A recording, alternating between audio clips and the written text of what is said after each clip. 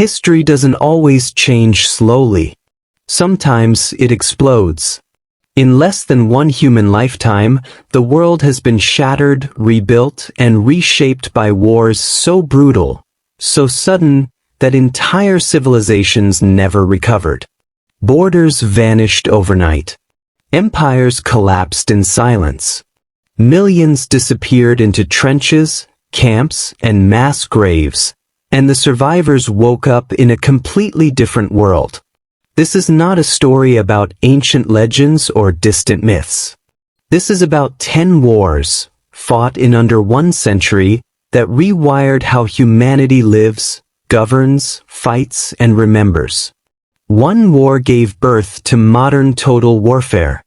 Another erased centuries-old monarchies in a matter of months.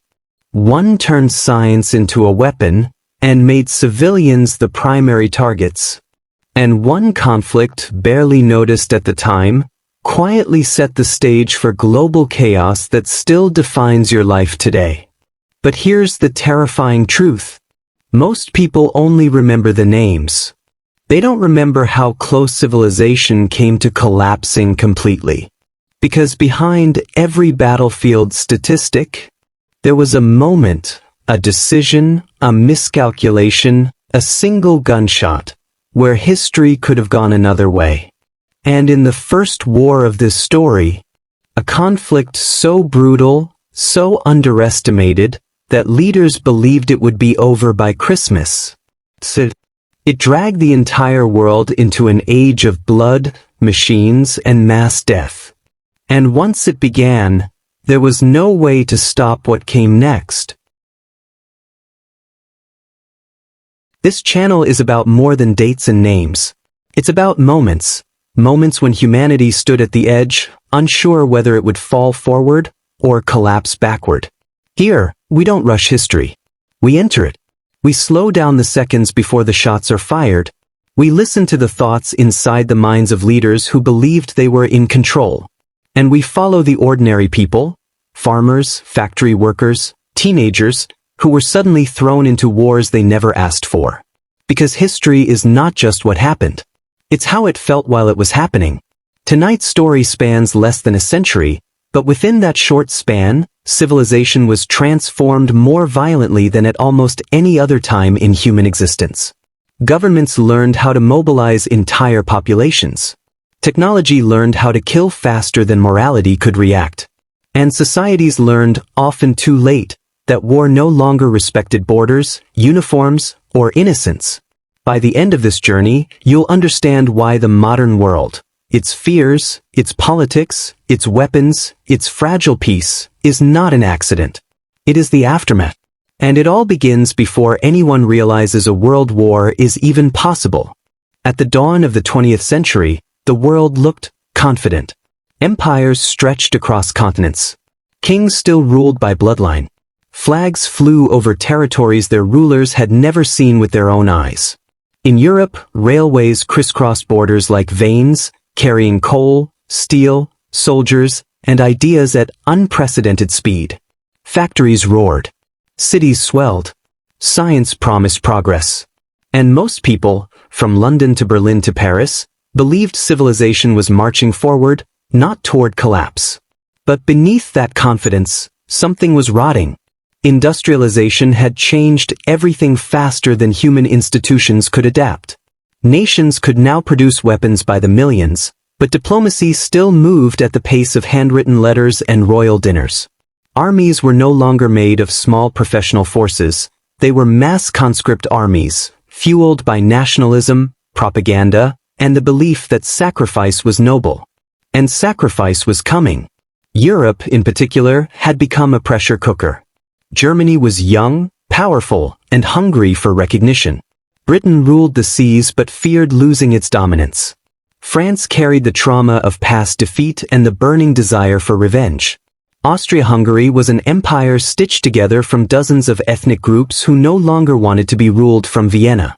And the Ottoman Empire, once terrifying, was now called the sick man of Europe, slowly losing control of its lands. Everyone could feel it. No one could stop it. Because the alliances meant to preserve peace, would soon guarantee catastrophe. Military planners believed war was inevitable and short. Generals drew up rigid timetables. Germany's Schlieffen Plan demanded speed and total commitment. France's Plan 17 glorified offensive spirit over reality. Russia trusted sheer numbers. Britain trusted its navy. None of them seriously planned for a long war. None of them understood what modern industry would do when fully unleashed on human bodies. And yet, the public cheered. Newspapers printed romantic images of cavalry charges and heroic last stands. Young men lined up to enlist, convinced war would be an adventure, a test of manhood, a story they would tell their grandchildren. Few imagined trenches. Fewer imagined gas. Almost none imagined years of slaughter measured not in thousands, but in millions. But Europe was only one fuse. Across the world, the same forces were at work. In East Asia, Japan had proven that industrialized warfare could defeat ancient empires. In the Americas, the United States was rising quietly, learning how economic power could translate into military dominance. Colonial subjects, from India to Africa, were watching closely, realizing that European rulers were not invincible gods, but men with guns and limits. War, once limited, was becoming total. Total war meant factories became targets. Civilians became strategic calculations. Food, morale, and propaganda became weapons. And once a nation committed, there was no halfway point. You either mobilized everything, or you lost everything. And when the First War erupted, it didn't just kill soldiers. It killed the old world itself. But this story is not about just one war. Because once the first brutal conflict shattered the illusion of stability, the others followed, like falling dominoes. Revolutions fed off war. Ideologies rose from its ruins. New borders created new hatreds. Defeated nations nursed humiliation. Victors carried fear. And the lesson humanity should have learned was ignored. Again. And again. And again. By the time the century was half over, war was no longer an event. It was a system. And the terrifying part is how quickly it all happened. Less than 100 years. 10 wars. One civilization transformed beyond recognition. And it all detonates with a single gunshot that no one thinks will matter. On a warm summer morning in June 1914, the city of Sarajevo was quiet, almost ordinary. Archduke Franz Ferdinand, heir to the Austro-Hungarian throne, rode through the streets in an open car, his uniform pressed, his wife Sophie at his side. This was supposed to be a simple goodwill visit. A symbolic show of unity in a restless province. The kind of event diplomats believed could calm tensions. But the city was already crawling with young men who believed history was calling them. They were nationalists. Idealists. Teenagers with pistols and cyanide capsules in their pockets. They believed empire was a disease, and assassination was the cure. When the first bomb failed, everyone relaxed. The Archduke continued his schedule. Security loosened. Fate seemed to hesitate. Then, by pure chance, a wrong turn, a stalled engine, a man standing 5 feet away, Gavrilo Princip raised his pistol and fired. 2 shots. One into Franz Ferdinand's neck. One into Sophie's abdomen. Within minutes, both were dead. And the world barely noticed. Because the gunshots didn't cause the war, the reactions did. Austria-Hungary saw the assassination not as a crime, but as an opportunity. With Germany's encouragement, a blank check of unconditional support, Vienna issued an ultimatum to Serbia designed to be rejected. When Serbia accepted nearly every demand except one, Austria declared war anyway. Russia mobilized to protect Serbia. Germany mobilized to protect Austria. France mobilized to protect Russia. Britain mobilized to protect Belgium. In less than 6 weeks, a regional crisis had become a global war. And here's the terrifying part. Every leader believed they were acting defensively. Each mobilization was framed as precaution. Each escalation justified as deterrence. No one believed they were choosing disaster. They believed disaster was being forced upon them. Railway timetables became destiny. Once trains started moving, there was no way to stop them. Mobilization meant invasion. Invasion meant retaliation. Retaliation meant total war. And once the first trenches were dug, the war refused to move. By Christmas 1914, the illusion of a short war was dead. Soldiers lived in mud. Rats fed on corpses. Artillery pounded the earth until landscapes became unrecognizable. Machine guns erased entire charges in seconds. New weapons, poison gas, flamethrowers, transformed the battlefield into something medieval and industrial at the same time. Millions died. Millions more were broken. And yet, the war didn't end empires fast enough. Instead, it poisoned the peace. When the guns finally fell silent in 1918, the world was exhausted, but unresolved. Germany was humiliated. Austria-Hungary was dissolved. The Ottoman Empire was carved apart. New nations were created overnight, their borders drawn by diplomats who barely understood the ethnic realities on the ground. Resentment replaced gunfire. And from that resentment, something far more dangerous was born. Economic collapse followed. Veterans returned home angry and traumatized. Inflation wiped out savings. Democracies appeared weak and chaotic. And into that chaos stepped men who promised order, pride, and revenge. In Italy, Mussolini marched on Rome. In Germany, a failed artist turned demagogue found an audience desperate to believe. In Russia, revolution hardened into dictatorship.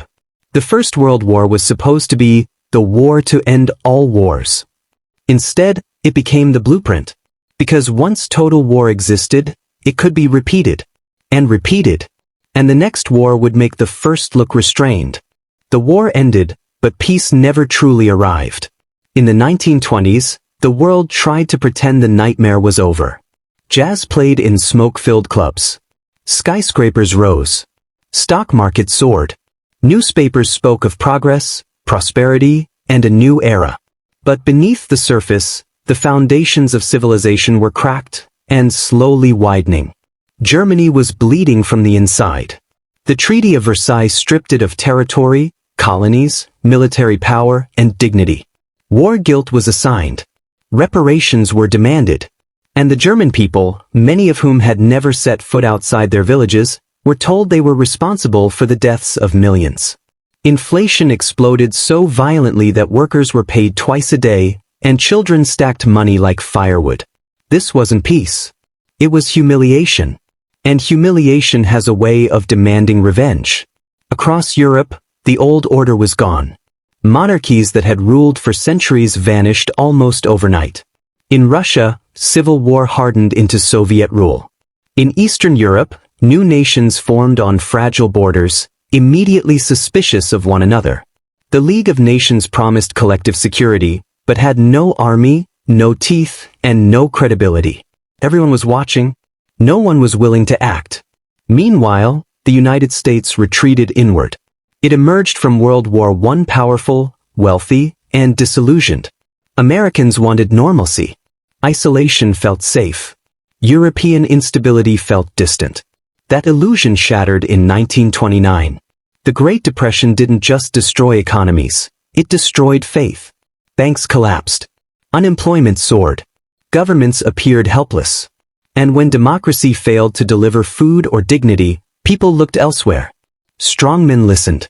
And one voice, louder than the rest, began promising a rebirth. Adolf Hitler didn't seize power overnight. He studied the failures of others. He used elections, propaganda, and fear. He blamed outsiders. He glorified sacrifice. He promised to erase Versailles and restore German pride. And people believed him, not because they were monsters, but because they were desperate. By 1939, the world stood once again at the edge. Alliances reformed. Rearmament accelerated. Appeasement replaced confrontation.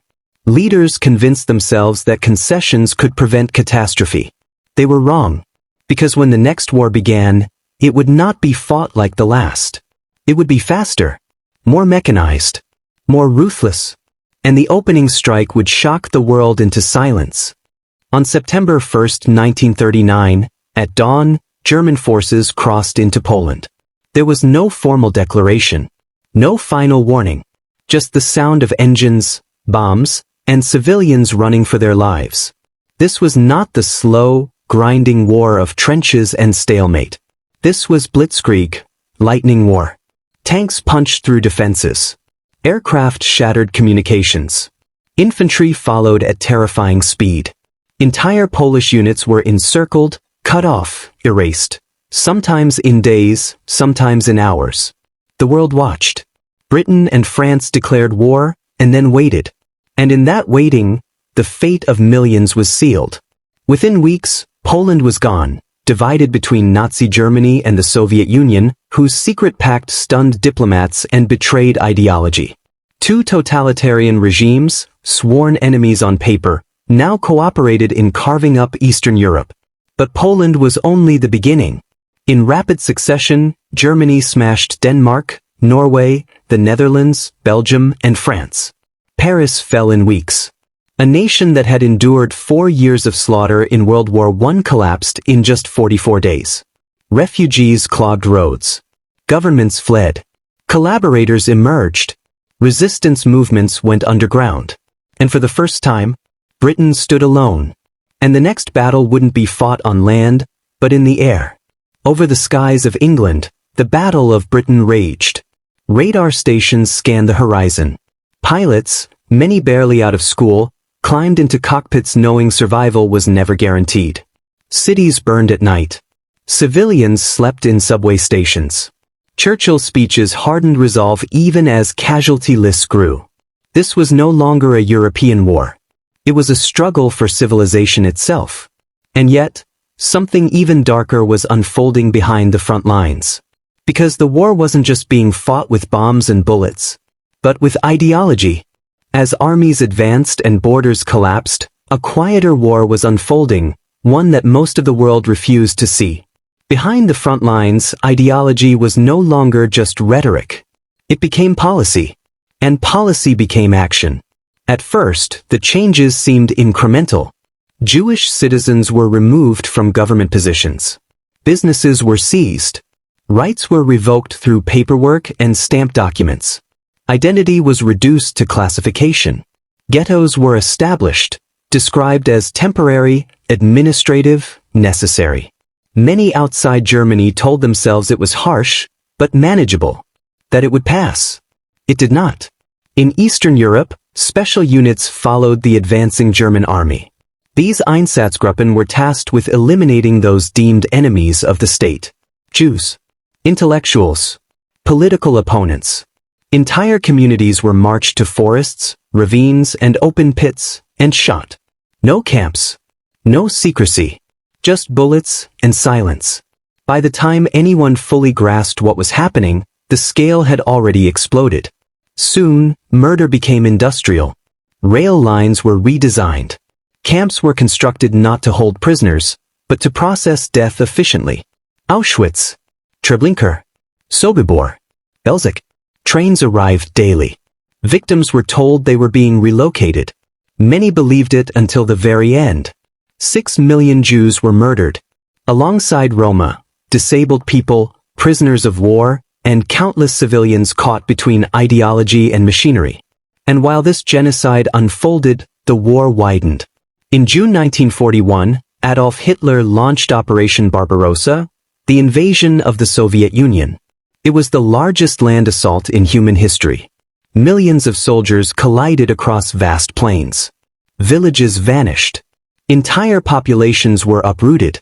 Leningrad was starved for nearly 900 days. Stalingrad consumed an entire army in blood and ice.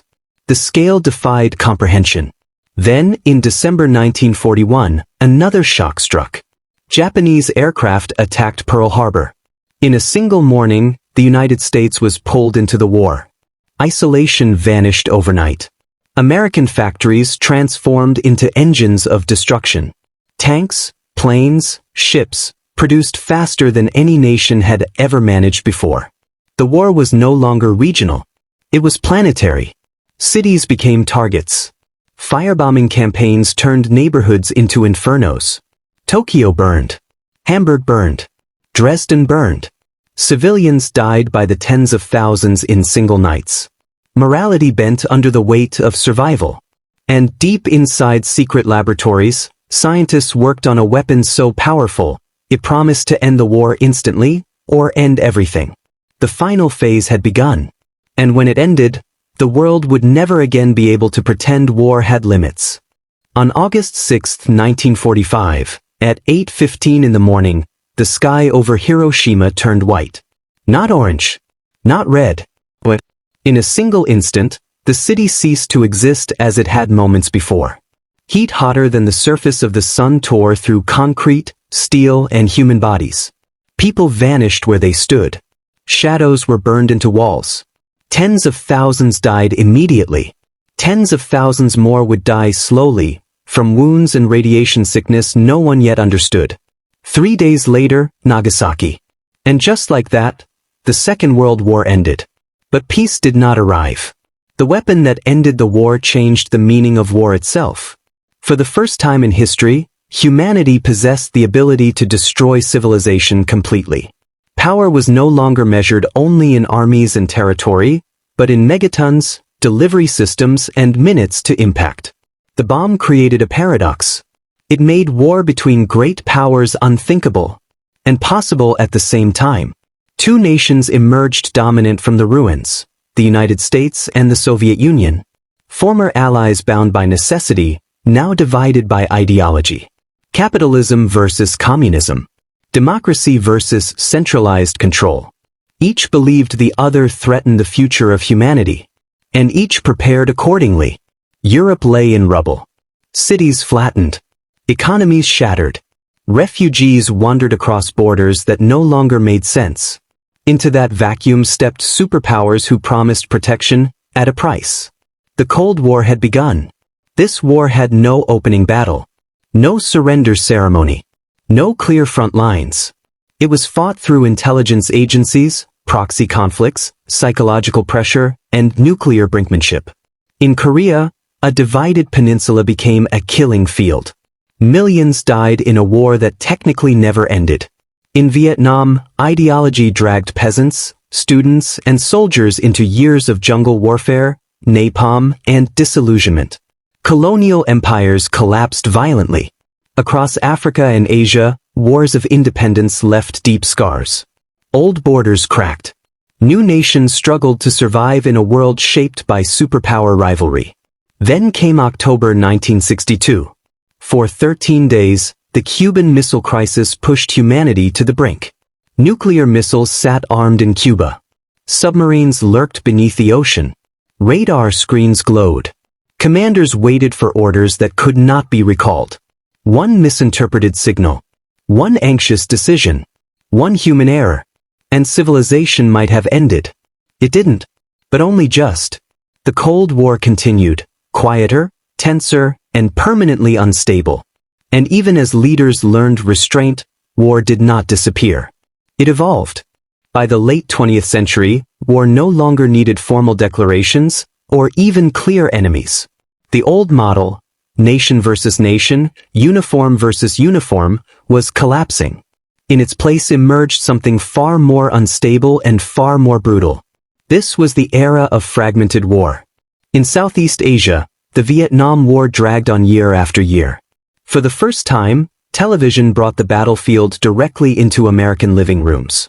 Victory became a statistic. Body counts replaced strategy. Public trust eroded. When the war ended, it left behind trauma rather than triumph, and forced a superpower to confront the limits of military force. In the Middle East, conflict became permanent. The creation of Israel, forged from the aftermath of World War II and the Holocaust, triggered repeated wars with its neighbors. In 1967, the Six-Day War redrew borders in days. In 1973, the Yom Kippur War nearly reversed those gains and reshaped global politics through oil embargoes and energy crises. As the Cold War aged, its violence shifted to the margins. In 1979, the Soviet Union invaded Afghanistan. Military planners expected a quick operation. Instead, they encountered a decade of guerrilla warfare. Foreign weapons flooded the region. Fighters hardened. When Soviet forces withdrew, their empire followed soon after. The Cold War ended not with a decisive battle. but with exhaustion and collapse. The Soviet Union dissolved. Eastern Europe realigned. Nuclear arsenals remained, but ideological confrontation faded. Many believed humanity had reached the end of major war. That belief did not last. In the Balkans, Yugoslavia disintegrated into ethnic violence. Neighbors turned on neighbors. Concentration camps returned to Europe. Mass graves followed. Intervention came late, after tens of thousands were already dead. In Africa, post-colonial conflicts consumed entire generations. Artificial borders drawn decades earlier erupted into civil wars fueled by identity, resources, and foreign interference. In Rwanda, genocide unfolded in just 100 days. Nearly 1 million people were murdered while the world debated definitions and jurisdiction. War had become intimate.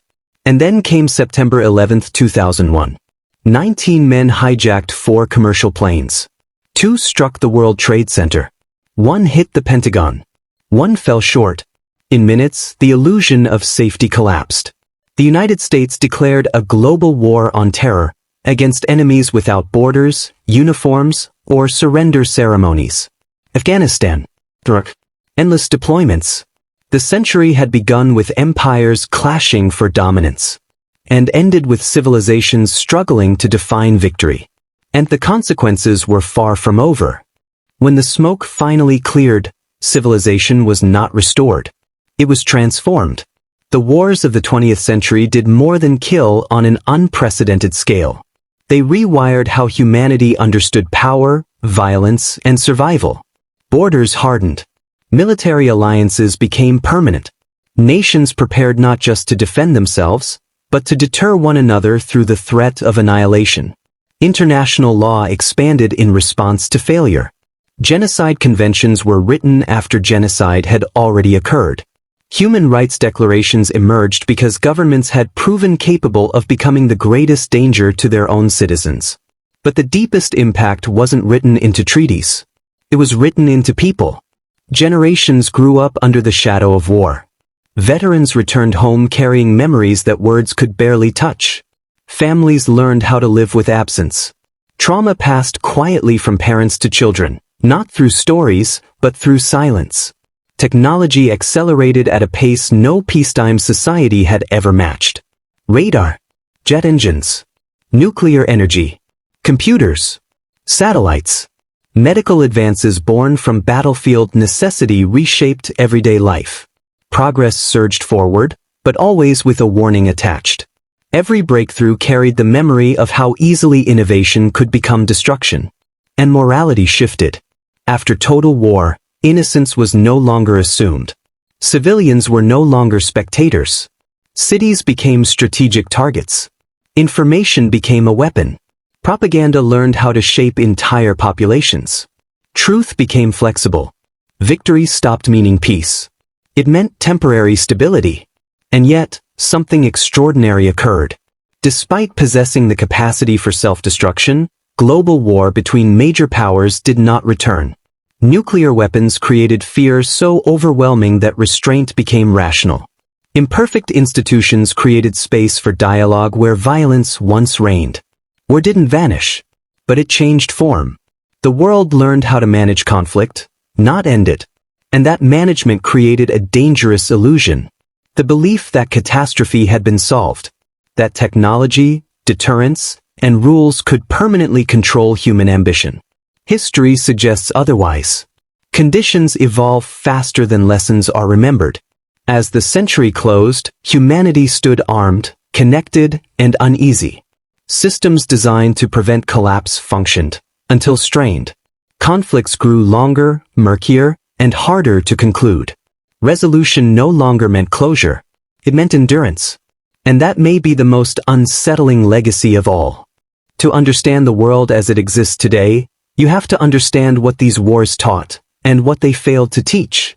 Modern civilization is built on a single assumption, that another total war must never be allowed to happen. Nuclear deterrence, global alliances, economic interdependence, and international institutions all exist for one reason: fear. Not hope. Fear of escalation. Fear of miscalculation. Fear of repeating the 20th century. But fear has limits. Today's conflicts rarely begin with declarations. They unfold through cyber attacks, economic pressure, proxy forces, disinformation, and political destabilization. War has become quieter, more abstract, but no less powerful. The battlefield is no longer confined to distant lands. It exists in supply chains, satellites, energy grids, and digital networks. And the most dangerous part is how familiar it feels. Nationalism is rising again. Economic inequality fuels resentment. Technology races ahead of regulation. Old alliances strain. New powers test boundaries. Leaders once again speak the language of destiny, sacrifice, and strength, words history recognizes immediately. History does not repeat itself exactly, but it echoes. The wars that reshaped civilization in under a century created the modern rulebook. Yet that rulebook assumes rational actors, clear red lines, and shared fear of annihilation. Those assumptions are fragile. Non-state actors do not calculate risk the same way. Authoritarian systems play by different rules. Information moves faster than truth. What once took months now takes minutes. The window to prevent catastrophe has narrowed. And yet, history offers something else. Despite unimaginable destruction, humanity adapted. Cooperation emerged after collapse. Norms formed from suffering. The very idea that mass war is unacceptable, that genocide is a crime, that civilians matter, exists because people refuse to normalize horror. These wars reshaped civilization not only through brutality, but through resistance to brutality. The unanswered question is whether memory will last longer than comfort. Because history does not ask permission to return. If you've made it this far, you now understand something many people never stop to consider. The world you live in, the borders, the technologies, the constant tension beneath everyday life, did not emerge naturally. It was shaped by violence, decisions, and consequences layered over decades. Remembering that matters. History doesn't survive through textbooks alone. It survives when people choose to listen, to question, and to recognize warning signs before they become sirens. If this story helped you see the past more clearly, consider supporting the channel. Subscribe for long-form, immersive history narratives that slow down events, center human experience, and confront uncomfortable truths. Share this with someone who believes war is either inevitable or impossible. Because understanding history is not about nostalgia. It's about preparedness. In our next episode, we'll explore a single moment in modern history when one decision, made in isolation, under pressure, prevented catastrophe on a global scale. Most people have never heard the name of the person who made that choice. And that silence is one of history's most unsettling details. History rarely ends with explosions.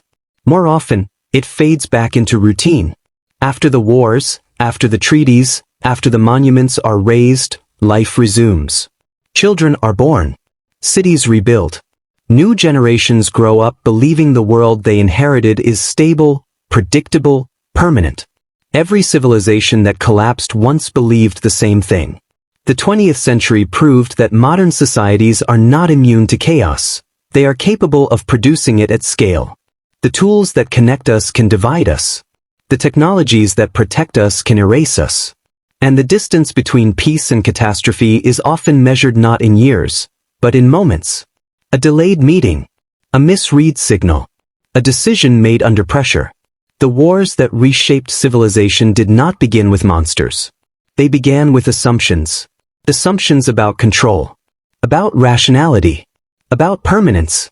The most dangerous moment in history is not when fear is visible, but when disaster feels impossible. So when you hear war described as unthinkable or history described as finished, remember this story. Remember how quickly the world changed before. Remember how normal everything felt, right up until it didn't. Because civilization rarely collapses all at once. It fractures. It rationalizes. It adapts until adaptation becomes acceptance. And then history begins again.